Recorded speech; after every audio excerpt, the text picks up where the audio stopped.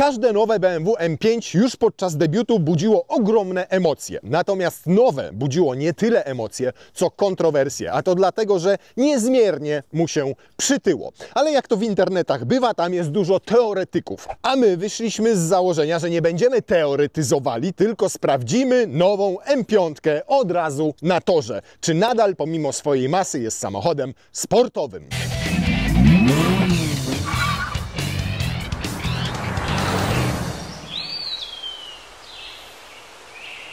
No i wyjechaliśmy M5 na tor i to by było na tyle. Po nitce nie będziemy jeździli. A dlaczego? A dlatego, że jak poprosiliśmy BMW o pozwolenie na wyjazd na tor, to powiedziano nam sorry, ale uwaga, w przypadku tego samochodu nie możemy na to pozwolić. I nie do końca wiemy, czy chodzi o opony, czy chodzi o zużycie paliwa, czy chodzi o ten drogi lakier, który kosztuje 30 000 złotych i prędkość mu niestety nie służy i może odpaść. Nie wiemy, o co chodzi, wy sami się domyślcie, odpowiedzcie sobie na to pytanie. Dobra wiadomość natomiast jest taka, że dostaliśmy przynajmniej zgodę na to, żeby wyjechać na najdłuższą prostą i zrobić pomiar 0,200. Ale nie możemy jeździć po nitce toru, więc nie wiem, jak się na tę długą prostą dostaniemy, ale wracając teraz do M5. O lakierze powiedzieliśmy 28 000 złotych. Oprócz tego mamy tutaj pakiet M-Performance, na który składają się karbonowe dokładki, takie na przykład jak ten splitter tutaj, takie na przykład jak te boczne progi zrobione tutaj. Brud nie wchodzi w skład tego pakietu, przepraszamy Was bardzo za to, jak auto wygląda, ale nie ma go gdzie tutaj umyć. Na szczęście niedługo już będzie gdzie, bo powstaje na Silesia Ringu nie tylko stacja benzynowa Shella, ale też docelowo będzie myjka, więc każdy przed track dayem będzie mógł sobie opłukać auto. Tutaj jest trochę tego karbonu, zobaczcie, na tych bocznych wykończeniach tylnej szyby i klapy. Spoiler już pozostał czarny, tak jak jest w standardowej M5. Tutaj ten dyfuzor też nadal jest czarny. Mamy też w standardzie dwie podwójne końcówki układu wydechowego o średnicy. Nie pamiętam, co oni tam napisali. Ale oczywiście najważniejszy nie jest karbon w przypadku BMW M5, tylko to, co kryje się tutaj pod maską. I zawsze tak było. Więc co mamy tym razem? Tym razem mamy dokładnie to samo, co mieliśmy w poprzedniej M5, czyli silnik spalinowy 4,4 litra, uturbiony podwójnie, rzecz jasna, z kolektorem dolotowym pomiędzy rzędami cylindrów. Mamy tutaj specjalne wzmocnienia, czyli rozpórki, których akurat nie widać, specjalne wzmocnienie pomiędzy silnikiem a kabiną pasażerską, żeby usztywnić całe nadwozie. Dodatkowe usztywnienia pojawiły się w tylnej części, czyli pod podłogą bagażnika, belki rozporowe, wzmocnienia. Tam też wszystko zostało dodatkowo wzmocnione po to, żeby usztywnić cały samochód. Silnik, tak jak wspomniałem, 4,4 litra. W tym wypadku produkuje 585 koni mechanicznych i 750 Nm. Ale oprócz silnika spalinowego, teraz w M5 mamy też silnik elektryczny. I to nie taki malutki, który jest stosowany w mchewach, tylko porządny elektryk, który ma, uwaga, aż 197 koni mechanicznych i 280 Nm. Więc łącznie mamy 727 koni i 1000 Nm. Robi wrażenie, prawda? Ładuje się to podłączając samochód tutaj. Uzupełniamy go energią i powiedzmy sobie otwarcie, że elektryka w samochodzie wyczynowym, sportowym nie jest niczym złym. Stosuje się ją nawet w supercarach, w najnowszym Bugatti, Ferrari ma z tym doświadczenia. Nawet słynny McLaren P1, który miał silniki elektryczne, były samochodami po prostu do w związku z czym pozbądźmy się tego stereotypowego myślenia, że jak coś ma tylko wtyczkę, to od razu jest na przegranej pozycji. Mamy tutaj moc 11 kW pokładowej ładowarki, więc w 2 godziny mamy pełną baterię. Sama bateria ma niespełna 19 kWh pojemności netto, co wystarcza nam na to, żeby na przykład tylko na prądzie po mieście przejechać około 60 km. A jednocześnie mamy silnik elektryczny, który ten moment obrotowy produkuje od samego dołu. Jeżeli produkuje go od samego dołu, to zanim zacznie działać spalinówka, to już mamy ten moment obrotowy z elektryka, więc osiągi powinny być lepsze. Natomiast wygląda na to, że w przypadku nowego M5 wcale tak nie jest, bo wyobraźcie sobie, że od 0 do 100 ten samochód jest wolniejszy w przyspieszeniu do setki niż poprzednie M5. Poprzednik robił 3,4 do setki, wersja Competition 3,3, a CSK nawet 3,0, a niektórym udawało się zejść do 2,9 w BMW M5 CS. A tutaj przyspieszenie do setki zajmuje 3,6 sekundy. Do 200 natomiast podobno jest już najszybszym BMW M5, ponieważ robi 200 w 11,1 sekundy. Skąd te gorsze czasy przyspieszenia od 0 do 100? Ano stąd, że dźwiga ten samochód na swoich barkach, a w zasadzie ten silnik na swoich barkach dźwiga, uwaga, 2 tony 550 kg. I to w wersji Sauté, takiej bez szklanego dachu, bez pewnych dodatków, które tutaj mamy. Ponad 2,5 tony. Jest równo o 700 kg. 700 kg cięższy niż BMW 520i. 700 kg. Bateria, elektryka, wszystkie te wzmocnienia. Więc żeby choć troszkę go sobie odelżyć, to koniecznie musicie dopłacić 100 000 złotych do pakietu Ultimate. Ten pakiet daje Wam m.in. ceramiczne hamulce, które ograniczają masę, a szczególnie tę masę nieresorowaną samochodu o kilkadziesiąt, tam około 25-30 kg. Mają 6-tłoczkowe zaciski. W tym pakiecie macie już też karbonowe lusterka, szklany dach, roletki w tylnych szybach i parę innych dodatków, natomiast jest to absolutnie must have. Jeżeli chcielibyście samą ceramikę, to kosztuje niespełna 50 000 złotych. W standardzie natomiast, i tutaj nie musicie kupować pakietu Ultimate, żeby to mieć, jest skrętna tylna oś. Dlaczego mielibyście wybrać Touringa zamiast sedana w przypadku M5? No, moglibyście chcieć go, ponieważ na przykład ma większą pojemność bagażnika niż sedan. O niespełna 30 litrów, więc nie za dużo. Tych litrów jest tutaj dokładnie 500 i jest to o 70 litrów mniej niż w każdej innej BMC w Touringu, nawet w tej 550e, która też jest pluginem. A to efekt tego, że pojawiły się tutaj te wspomniane wzmocnienia. Zobaczcie, tu po bokach nawet macie takie garby. Tutaj jak to podniesiecie, to jest już calutki schowek, jaki wygospodarowano w całym bagażniku, ponieważ tam są wszędzie wzmocnienia, tam jest ten X-Drive, tam jest ta oś skrętna. A gdzie jest akumulator, tego nawet nie wiem, natomiast wiem, gdzie jest silnik elektryczny. On jest zaraz za silnikiem spalinowym, dopiero jest skrzynia biegów, ponieważ w ten sposób uzyskano możliwość przeniesienia większości mocy i momentu na tylną oś. Dzięki temu ten X-Drive działa tak jak w każdym innym BMW. Dzięki temu nadal możemy mieć w tym samochodzie tryb RWD, czyli jak wypniemy sobie całkowicie kontrolę stabilizacji toru jazdy, jak sobie włączymy tryb 2WD, to mamy tylnonapędowe BMW M5. Fajne to, że mamy składane oparcia tylnej kanapy w proporcjach 40-20-40, więc możemy sobie złożyć to środkowe, o proszę, oparcie i powstaje nam tunel do przewiezienia jakichś dłuższych przedmiotów. Hak mamy tutaj. I jak naciśniemy przycisk, to nam hak wyjeżdża i całkowicie elektrycznie też nam się chowa. Uciągnąć możemy 2 tony na tym haku. Cyk, cyk. I jak chcecie mieć bagaże przykryte roletą, to jest to w zasadzie wszystko, co tutaj wejdzie. No na górze pozostaje trochę miejsca na jakieś plecaczki na przykład, ewentualnie tu jeszcze te plecaczki możecie umiejscowić. Natomiast jeżeli chcecie przewieźć trochę więcej bagażu, no to już koniecznie musicie zdemontować roletę i wtedy walizkę robimy 2. Tam jeszcze za nimi jest trochę przestrzeni, na przykład na jakieś koce. Spokojnie tu wchodzi 3. taka duża walizka, albo jakieś mniejsze. I jak to będą kabinówki, to możecie nawet w ten sposób je postawić i tutaj 3 czy 4 kabinówki jeszcze wchodzą i naprawdę tej przestrzeni jest dużo. Nawet kierowcy pozostaje w miarę dobra widoczność tutaj we lusterku, we wstecznym do tyłu.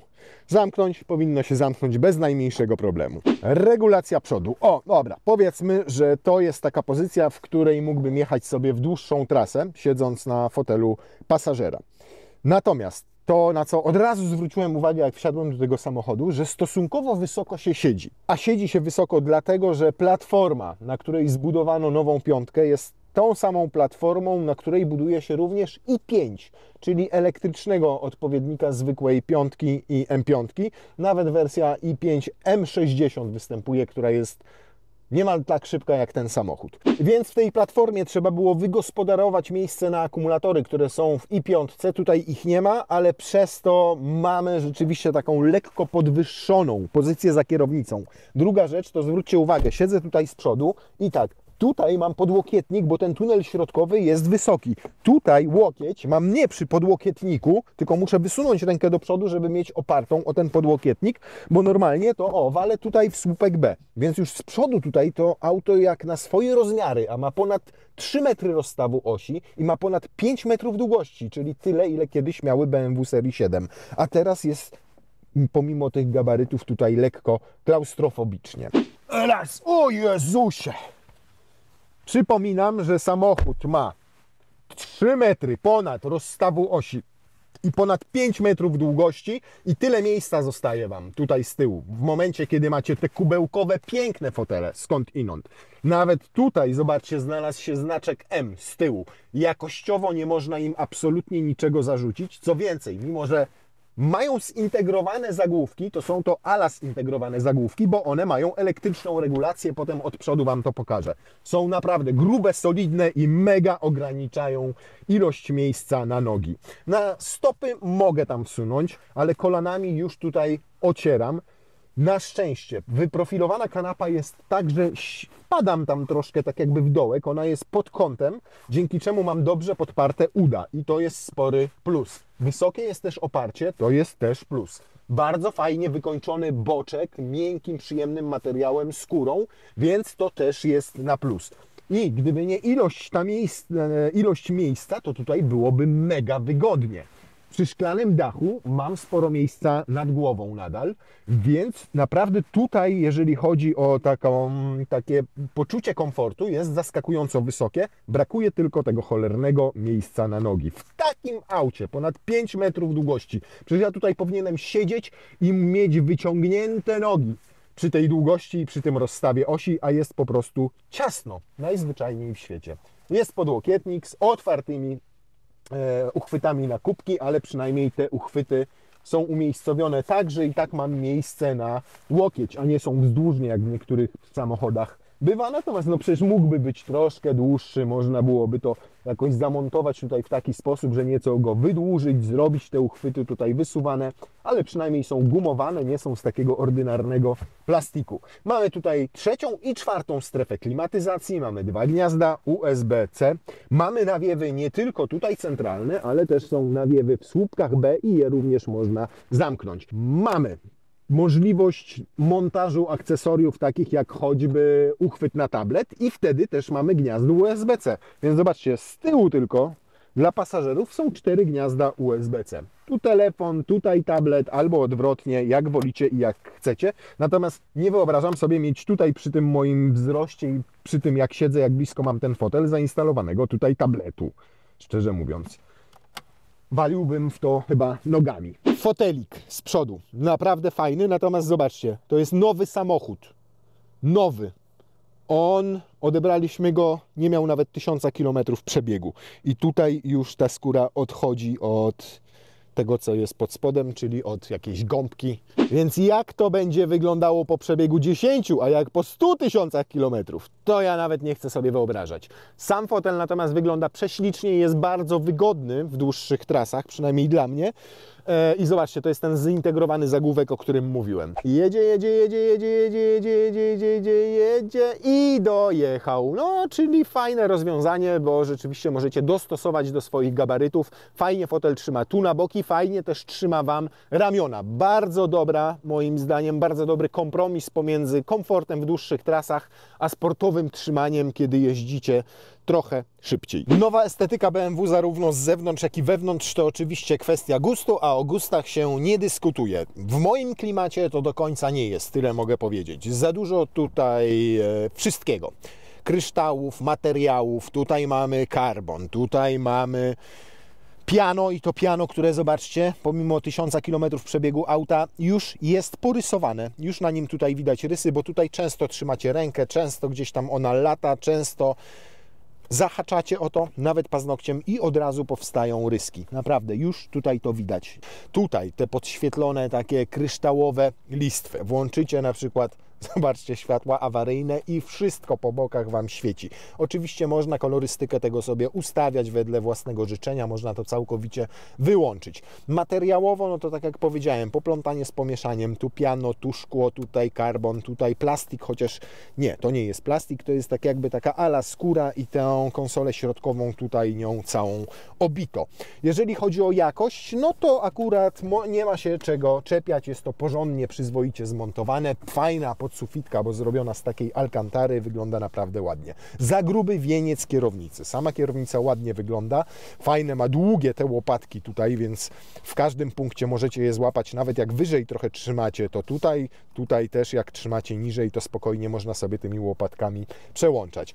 No zastrzeżenia mam też do tego, że wszystkie przyciski tutaj stały się haptyczne. Nawet jeżeli chcecie pamięć fotela włączyć, to na szkle jest taki przycisk i on tylko słyszycie tego kliknięcie. Nie zawsze to działa tak, jak powinno. Nawet jak chcecie zablokować drzwi albo odblokować drzwi, to jest to pod nienaturalnym kątem umieszczone. To jest raz. Nie wiadomo, czy to nacisnąć środkowym palcem, czy to nacisnąć wskazującym palcem, czy może kciukiem, bo będzie łatwiej i też widzicie, nie zawsze to łapie tak, jak złapać powinno. Nawet klapkę wlewu paliwa i nawet światła włącza się takimi przyciskami haptycznymi. Nawet jeżeli chcecie na przykład zablokować dopływ powietrza tutaj z kanałów wentylacji, to też musicie to zrobić przesuwając palec po tym ala ekranie, czy też na zasadzie haptyki działającym. Największe zastrzeżenie, jakie mam, to do obsługi tego ekranu centralnego.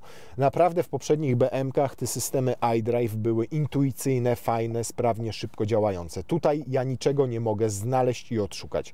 Ja wiem, że to wszystko można sobie przyporządkować, ale chcę na przykład wyzerować sobie, słuchajcie, komputer pokładowy. No i zaczynam grzebać i zaczynam przeglądać wszystkie te ikony. Już mam włączony pojazd, bo jak wezmę wszystkie aplikacje, to ich jest tyle, proszę, niektóre nawet nie mają ikon. No ale dobra, wchodzę w pojazd i zaczynam sprawdzać i muszę się wczytywać i jadę i patrzę, gdzie to może być. Ustawienia jazdy? Nie. Status pojazdu? No nie, to nie jest status pojazdu, tu kontrola ciśnienia okon w ogóle, więc jadę dalej. Jadę i zerkam w ekran, gdzie się do wafla resetuje komputer pokładowy. Nie ma tutaj już przycisku resetującego, jak było kiedyś w BM-kach i wyświetlało Wam wszystko ładnie tutaj. Tu Wam wyświetla, ale resetować musicie stąd. Komfort foteli nie. Ustawienia systemu też nie. Może to Live Vehicle. O, jest, proszę, wartości. No to widzę tutaj wartości, ale gdzie to zresetować? No tu się nic się nie dzieje. No gdzie to mogę zresetować? Tu są różne, od rozpoczęcia jazdy. Ale gdzie to zresetować? Od tankowania. To też nie. Od ładowania. Też nie.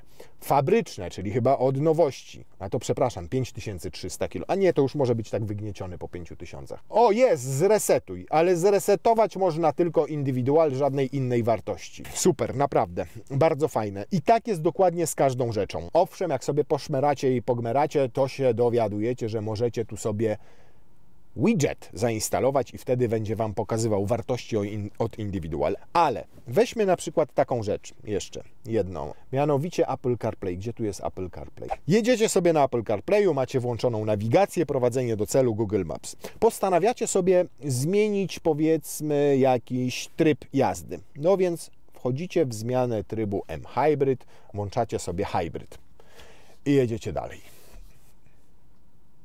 I włączyliście tryb Hybrid i ten ekran tak zostaje.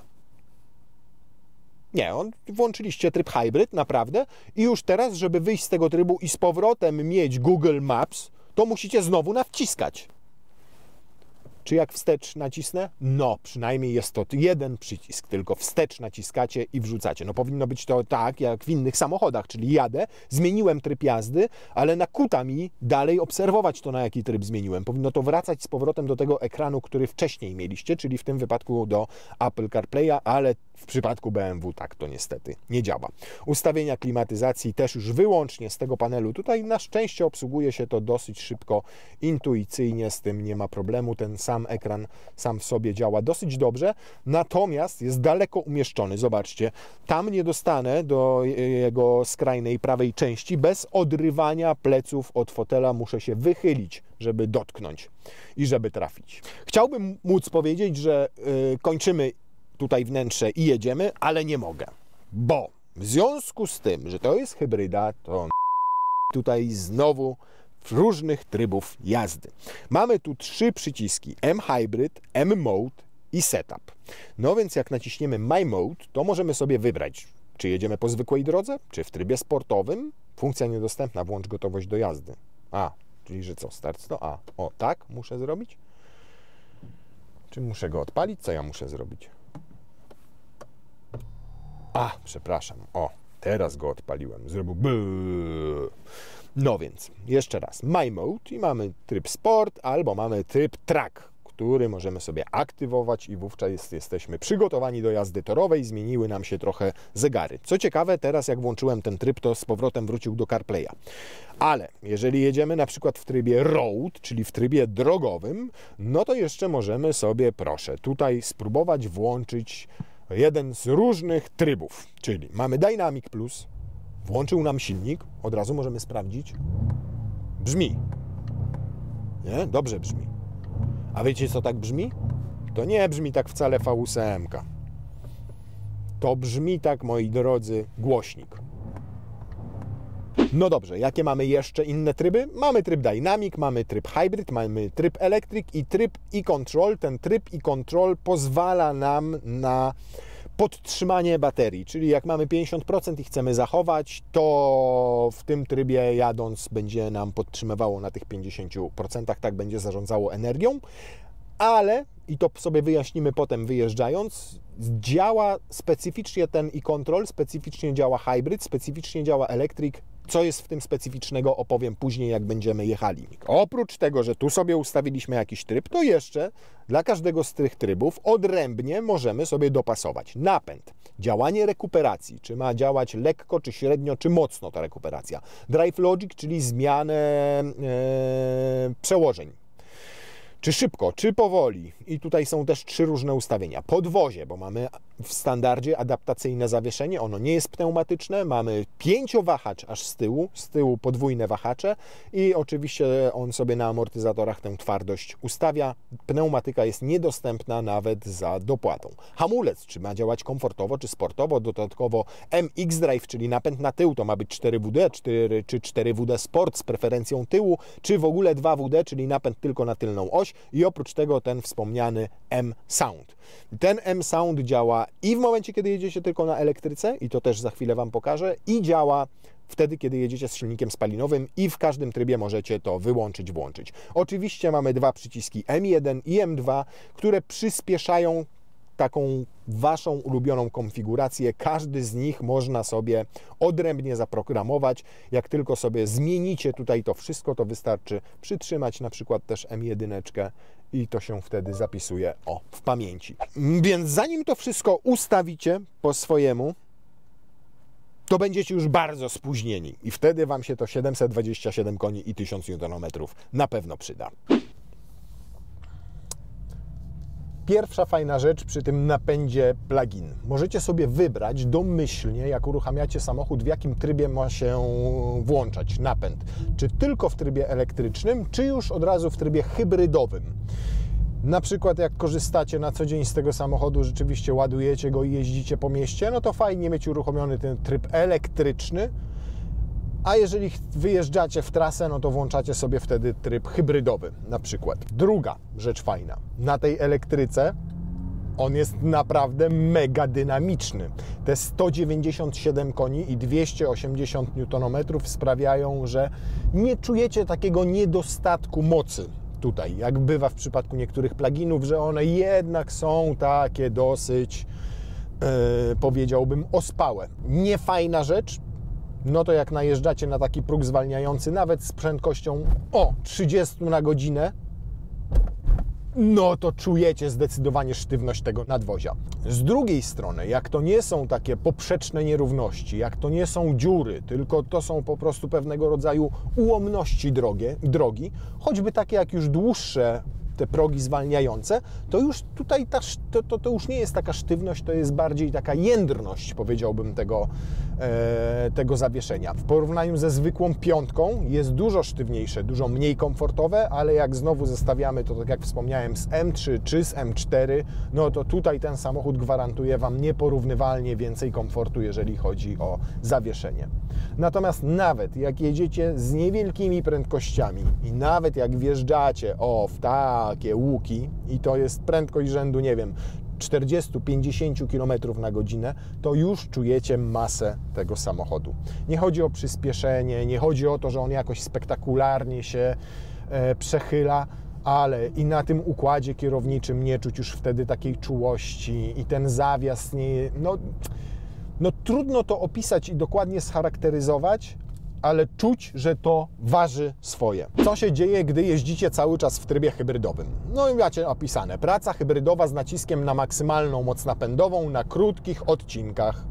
Czyli on, tak jak teraz, będzie nam, kiedy jedziemy niższymi prędkościami, wyłączał silnik spalinowy i korzystał tylko z elektryki. Teraz, jak widzicie, tutaj ta niebieska kreseczka pokazuje, że korzystamy wyłącznie z elektryki. Ale gdy tylko trochę mocniej wcisnę pedał gazu, tak jak teraz, tu nawet jeszcze nie doszedłem do kickdowna, to było wciśnięcie tak na 30-40%, to już włączył też silnik spalinowy. Teraz nam się podświetliło, że elektryk może być. Działa to naprawdę dosyć sprawnie, zaskakująco. Płynność przełączania tutaj teraz też pomiędzy silnikiem elektrycznym a spalinowym jest bardzo fajna. To, na co narzekaliśmy na przykład w przypadku BMW XM, gdzie był też napęd plug-in, to taka niespójność działania tego całego układu, tak brak płynności przechodzenia pomiędzy silnikiem elektrycznym a spalinowym, a tutaj kompletnie tego nie czuć. Z delikatnym może opóźnieniem ta spalinówka się włącza, jak mocniej wciśniecie pedał gazu, ale to jest dosłownie sekunda i jest to niezauważalne, bo na przykład auto jest bardzo, bardzo dobrze wyciszone. Na elektryce to auto jedzie do 142-143 na godzinę. Potem, jak chcecie jechać szybciej, wchodzi w tryb hybrydowy. I jak już jedziecie powyżej 140 na godzinę, a w zasadzie nawet jak jedziecie powyżej 100 na godzinę w trybie hybrydowym, czyli trasami szybkiego ruchu, autostradami, to elektryka nie ma tutaj już prawie nic do powiedzenia. Jedziecie w tym trybie hybrydowym i de facto bateria jest podtrzymywana. Auto cały czas ma włączony silnik spalinowy. Nawet jak zdejmujecie nogę z pedału gazu, to i tak cały czas pozostaje silnik spalinowy włączony i auto korzysta głównie z niego. Do tego stopnia, że wczoraj jak jechaliśmy tutaj z Grodziska, to ruszaliśmy z poziomem baterii jakieś 75%. I jadąc cały czas ekspresówkami i autostradami, on doładował podczas całej trasy w trybie hybrydowym baterię do 100%. Więc tak na dobrą sprawę zostało rozwiązane to tak, że w mieście na przykład i do prędkości 140 km na godzinę możecie korzystać wyłącznie z napędu elektrycznego. W trybie hybrydowym ta jazda taka mieszana, czyli trochę elektryki, trochę spalinowego, jest tylko tak do prędkości 100-120 na godzinę. W trasie przy wyższych prędkościach jest to już samochód stricte spalinowy. Natomiast w momencie, kiedy pełną moc chcecie wykorzystać, na przykład na torze, albo właśnie na jakiejś prostej, albo jeżeli na autostradzie bardzo Wam się spieszy i cały czas robicie kickdown, to rzeczywiście wtedy korzysta i z elektryki, i z pełnej mocy całego układu systemowego, czyli 727 koni i 1000 Nm. Można zatem powiedzieć, że ma 4 tryby jazdy. Ale działa to trochę inaczej niż w innych pluginach, gdzie nawet jedziecie 140, 150, 160, ale przy na przykład zdjęciu nogi z pedału gazu i tak się wyłącza silnik spalinowy. Tutaj coś takiego nie występuje. Ta jazda taka typowa dla hybrydy, kiedy on wyłącza silnik spalinowy, kiedy on korzysta z elektryki przy przyspieszaniu delikatnym, kiedy korzysta z elektryki przy stabilnej jeździe, to jest właśnie tak do około 100-120 km na godzinę. No to wjeżdżając na autostradę wchodzimy sobie w tryb elektryczny. Nie robimy kickdowna i zaczynamy po prostu przyspieszać. I zobaczcie, jak on żwawo robi to na tej elektryce. No tak, że muszę zaraz zdjąć nogę z pedału gazu. Zobaczcie. 120, 130 i naprawdę robi to żwawo. Dochodzimy do 120, przepraszam, do 141 w tym momencie i on ma elektroniczne ograniczenie prędkości na elektryce. Nagle czujecie, jak przestaje przyspieszać, jak obcina mu moc. To jest niesamowite i z tym się nie spotkałem jeszcze w żadnym pluginie. Jak zaczniecie jechać w trybie hybrydowym, wymuszacie sobie jazdę hybrydową. Mamy teraz tryb hybrydowy, mamy włączony dźwięk M-Sound, czyli Iconic Sounds w BMW. Uwaga! Yeah! Zaczyna się sporo dziać, to bez dwóch zdań. Jak sobie wyłączacie ten M-Sound, to zaczyna to brzmieć w ten sposób. Teraz już pracuje tylko V8, ale jest to bardzo przyjemny, fajny dźwięk. O kur... Ale to, na co chcę zwrócić uwagę, to zobaczcie, zdejmuję nogę z pedału gazu, mam 130 na godzinę, on już nie wyłącza mi w tym trybie hybrydowym w ogóle silnika spalinowego, czyli cały czas z niego korzysta. Zobaczcie, ten niebieski pasek jest tylko teraz się pojawia doładowanie, jak przyspieszam, to zobaczcie, tu w ogóle on nie jedzie na elektryce, on sobie jedzie cały czas na silniku spalinowym. Zdejmuje nogę z pedału gazu, nie wyłącza w ogóle silnika spalinowego. Pytanie, jak włączę sobie rekuperację na mini, jak to będzie wyglądało, czyli jak będzie się toczył. O, widzicie, on tylko delikatnie wtedy rekuperuje, nadal nie wyłącza silnika spalinowego. I to jest to, o czym wspominałem wcześniej, czyli jedzie w tym trybie hybrydowym jak samochód stricte spalinowy. I wszystko, co robi, to doładowuje akumulator. Efekt tego jest taki, że korzystacie w dłuższej takiej jeździe, tak jak teraz hybrydowej, wyłącznie z napędu spalinowego. Czasami jak mocniej przyspieszacie, to wiadomo, że on włączy wtedy i elektrykę, i spalinowy silnik po to, żebyście mieli jak najwięcej tutaj mocy, jak najwięcej momentu obrotowego, żebyście po prostu sprawnie, szybko przyspieszali, ale nigdy nie będzie wyłączał Wam silnika i wyłączał żeglowania. A teraz na przykład, zobaczcie, zjechałem tylko z autostrady, jadę już z mniejszą prędkością i on już wyłączył silnik spalinowy i zaczyna korzystać z elektryki. O, w tym momencie nawet, jak delikatnie dodaję gazu i lekko przyspieszam. Fajne, bo to oznacza, że przy tych prędkościach mniejszych, miejskich, na drogach podmiejskich do 90-100 na godzinę macie auto hybrydowe, natomiast w momencie, kiedy te prędkości rosną, kiedy chcecie trochę emocji poczuć, to faktycznie on jedzie głównie na silniku spalinowym, a energię oszczędza, a nawet zaczyna ją produkować z rekuperacji, doładowując baterię. Intuicyjne i fajne, bo faktycznie jedziecie po autostradzie i głównie korzystacie z napędu spalinowego, a potem w mieście sobie możecie przejść na napęd elektryczny. Jak jedziecie umiarkowanie, czyli jedziecie takimi prędkościami właśnie 130-140 na godzinę, nie spieszy Wam się, jesteście w trybie hybrydowym, maksymalnie komfortowym, to jesteście w stanie zamknąć się w 10 litrach, jeżeli chodzi o zużycie paliwa i przypominam, że nie zużyjecie jednocześnie ani 1 kWh na tym dystansie, jakimkolwiek dystansie, nawet jeżeli to będzie podróż do jakiejś Chorwacji. Więc jest to naprawdę akceptowalny wynik, biorąc pod uwagę fakt, że mamy 727 tysięcy newtonometrów, a przede wszystkim to, że mamy 2,5 tony masy. Więc jeżeli chodzi o zużycie paliwa, dopracowali to naprawdę zajebiście. I w ogóle działanie całego układu hybrydowego. Jestem tutaj w ogromnym szoku i pod ogromnym wrażeniem. Przy 140-150 km na godzinę to powiem Wam na przykład zwykłe hybrydy potrafią tyle spalać, tylko SUV-y, które ważą dużo mniej, które mają silniki 1,6 albo tam 2 litry jakieś, które nie mają ciężkiego akumulatora, tylko są klasycznymi hybrydami. I też potrafią mieć takie zużycie paliwa. Więc pod tym względem duży szacun dla BMW za rewelacyjne dopracowanie napędu hybrydowego plug-in. Szczególnie kiedy weźmiemy pod uwagę moc samochodu i jego osiągi. Zasady zasadami, ale nie mogłem sobie odpuścić tej niewątpliwej przyjemności wjechania M5 na tor, no nie? A zaraz, w lewo chyba, nie w prawo. Żarty żartami, ale my po prostu bardzo poważnie traktujemy dane obietnice. I jak powiedzieliśmy, że nie będziemy jeździli nowym M5 po torze, to nie jeździmy nowym M5 po torze. Lawetą przyjechaliśmy stamtąd tutaj i tutaj zrobimy pomiar 0-100-0-200. Dziękujemy bardzo chłopakom Silesia Ringu swoją drogą. Zajebistą lawetę tutaj mają. Żadne auto nie wjedzie na nią samo, ponieważ jest na rolkach, trzeba je wciągać, a wiecie dlaczego? Ja się dzisiaj o tym dowiedziałem, jak wpadnie auto w żwir, jak się zablokują koła, jak się jakaś półośka urwie, to taka laweta umożliwia Wam wciągnięcie samochodu, nawet jeżeli napędy nie działają, nawet jeżeli któreś koło jest zablokowane. To tak z ciekawostek. Zanim wykorzystamy pełną moc i pojedziemy w trybie hybrydowym, mając do dyspozycji pełne 727 koni i 1000 Nm, to sprawdzimy, tak jak w przypadku każdego plugina wcześniej, jakie ma przyspieszenie do setki wyłącznie na elektryce. Niewiele tej elektryki nam zostało, bo tylko na 10 km, ale to powinno wystarczyć zdecydowanie do tego, żebyśmy sobie 0-100 wykonali i silnik spalinowy nam się nie włączy. No ależ się zbiera, naprawdę. Drugi bieg, trzeci bieg, czwarty bieg, piąty bieg. Zanim dojedzie do 100, to już jest na piątym biegu. O, jest setka. 11,66, proszę, tak to wygląda, jeżeli chodzi o przyspieszenie od 0 do 100. Na usprawiedliwienie jego mam to, że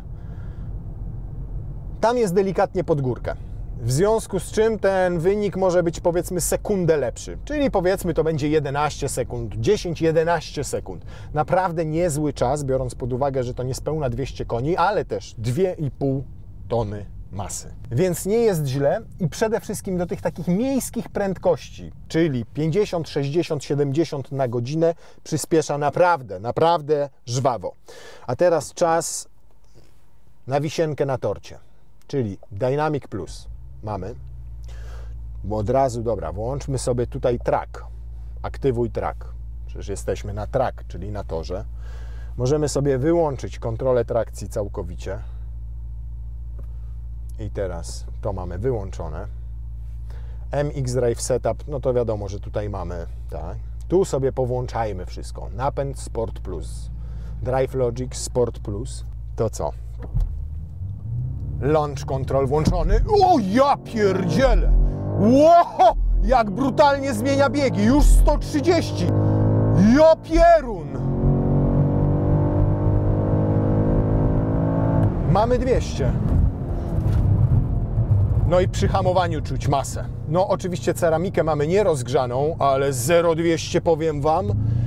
1/4 mili, już widzę, 11,38. 0,200, 11,39, 0,100, 3,78. Czyli nie 3,6 jak podaje BMK jednak, tylko 3,78, ale potem 0,200, 11,39. Naprawdę dobry czas, chociaż podają 11,1.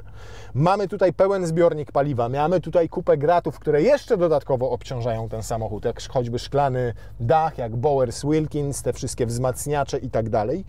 Więc można byłoby się pokusić o urwanie z tego jeszcze trochę czasu przy samym starcie, bo mamy też zimową oponę. Więc myślę, że w takich warunkach, nazwijmy je letnich, gdzie mielibyśmy kapcia, który lepiej klei, kiedy jest ten moment odjazdu samochodu lepszy, no to mielibyśmy lepszy ten wynik. Ale z drugiej strony tutaj mamy tę pochyłość, z której teraz zjeżdżaliśmy, a od tamtej strony mamy lekki spadek, więc teraz sprawdzimy, jak w tę stronę zrobi nam dokładnie to samo.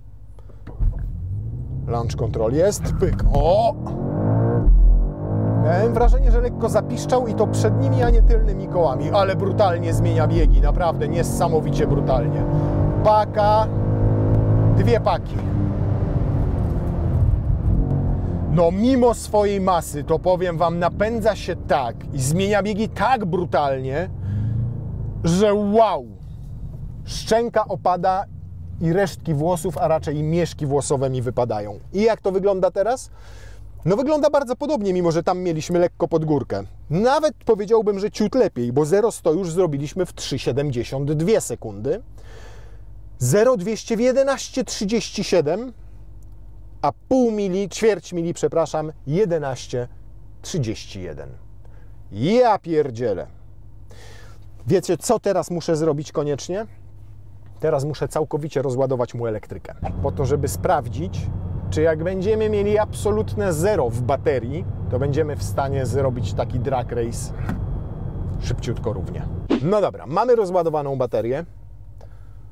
W taki sposób rozładowaną, że 0 km zasięgu, ale tak jak powiedziałem, ta pojemność netto i brutto się różnią.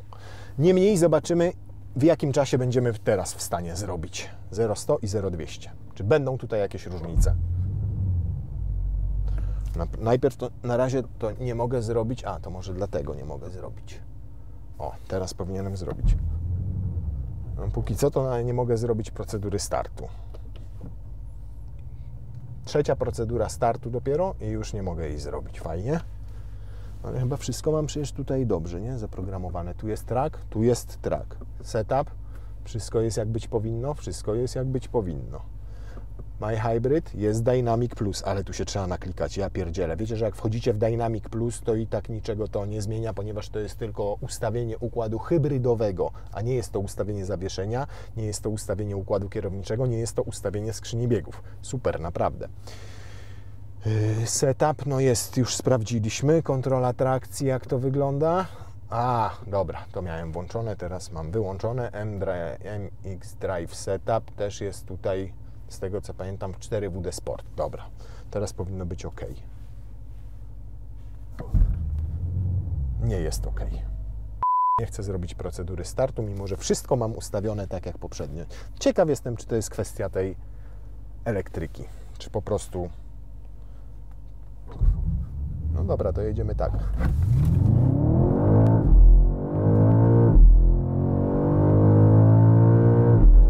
Nie czuję, szczerze mówiąc, jakiegoś spektakularnego. No nie, powiem Wam, że tu będzie ciężko zrobić 200, jest 200. No i zaraz sami zobaczycie. 1/4 mili nadal nieźle, bo 1,76, ale 0,100 już 3,9, to może być kwestia braku procedury startu, i 0,200 13,17, czyli tu nam się o 1,5 sekundy wydłużył ten czas 0,200. 1,5 sekundy, no to jest, już powiedziałbym, sporawo. Wszystko tak samo. Brak procedury startu nadal.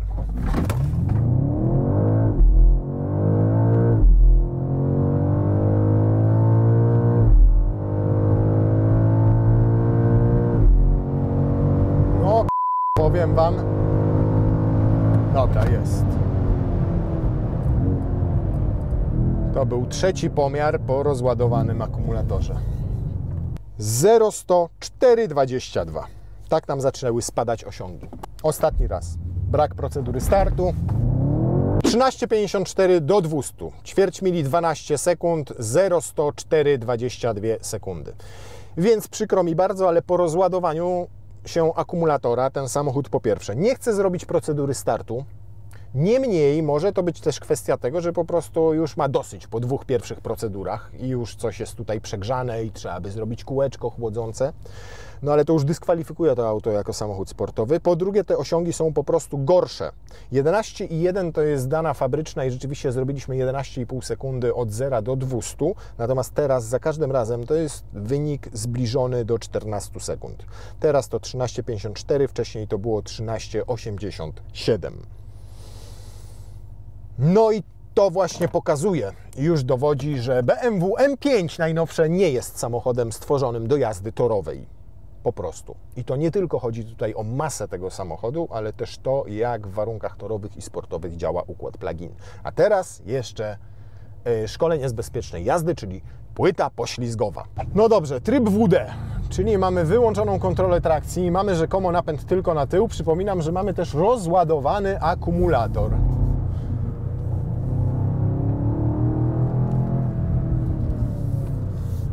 No ale zobaczmy. O, no jest to 2WD zdecydowanie.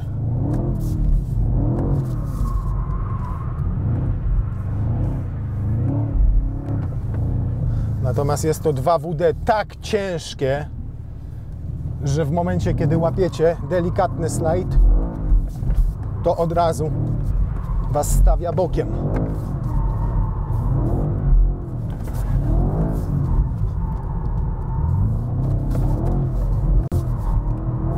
ale trochę praktyki i powiem Wam, że jeździ zajebiście bokiem.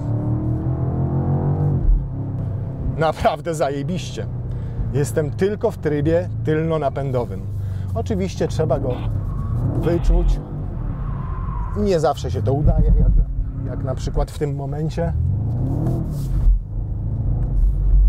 Ale i tak jest petarda.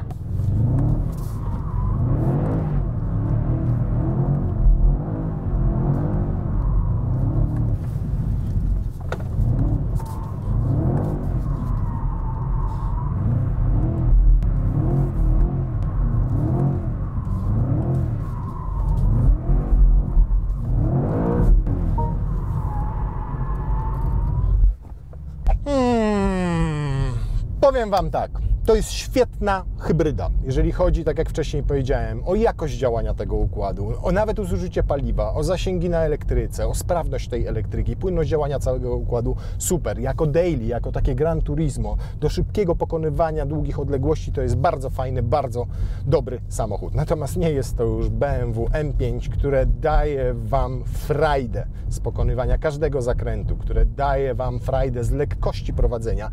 Nawet jeżeli ważyło 2 tony, to sprawiało wrażenie znacznie lżejszego. Tutaj już jest czuć masę. Tutaj zaawansowaność tego całego układu hybrydowego jest fajna, dopóki nie wyczerpie Wam się prąd i nie zaczynacie jeździć, bo wtedy po prostu osiągi spadają i nawet nie chciała nam się włączyć już potem launch control, czyli procedura startu. No nie.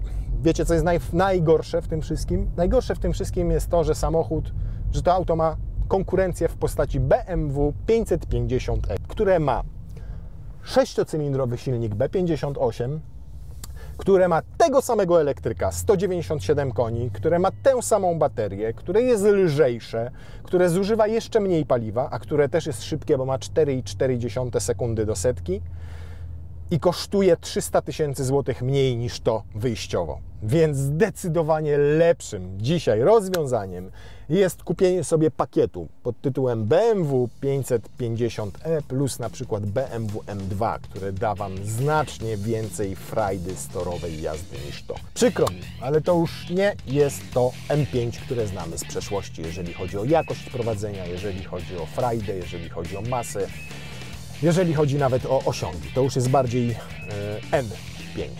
N jak nosorożec.